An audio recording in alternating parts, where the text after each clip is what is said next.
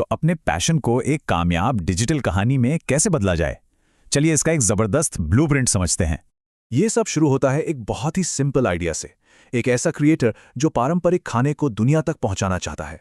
कहानी की शुरुआत होती है जुनून से, अपनी संस्कृति और उसके खाने से गहरा लगाव।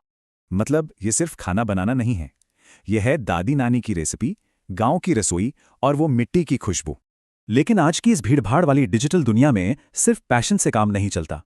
तो एक तरफ है एक अनोखी कहानी और दूसरी तरफ है असल दिक्कतें, जैसे तगड़ा कंपटीशन और रिसोर्सेज की कमी। और इसी वजह से आती हैं असली मुश्किलें, कम व्यूज, खराब लाइटिंग, ऑडियो और खुद पर शक।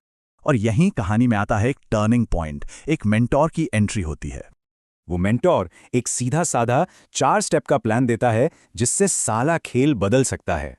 पहला स्टेप, कहानी सुनाने की कला, मतलब खाने को उसकी संस्कृति और इतिहास से जोड़ना। दूसरा, कंसिस्टेंसी बहुत जरूरी है। एक कंटेंट कैलेंडर ऑडियंस का भरोसा बनाता है और उन्हें वापस खींच लाता है। तीसरा पॉइंट, प्रोडक्शन को सुधारना। अच्छे कैमरा एंगल्स और नेचुरल साउंड से बहुत फर्क पड़ता है।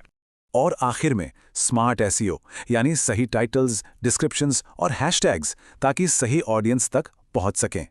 तो जब इस सलाह पर काम किया जाता है तब शुरू होता है असली बदलाव। सफर की शुरुआत में वही जानी पहचानी मुश्किल थी, कम व्यूज और बहुत कम पहुंच। लेकिन फिर बेहतर थंबनेल और शॉर्ट्स के साथ ऑडियंस जुड़ने लगती है और नंबर्स भी बढ़ने लगते हैं। और इसी लगातार सुधार से एक बहुत कीमती चीज बनती है, अपनी कम्युनिटी के साथ एक भरोसे का रिश्ता।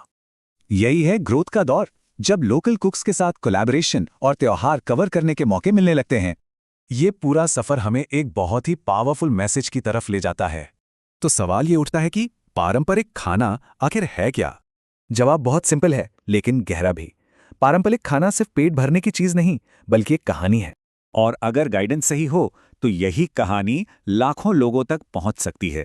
तो अब हर क्रिएटर के लिए एक ही सवाल है, वो कौन सी कहानी है जो उन्हें सुनानी है?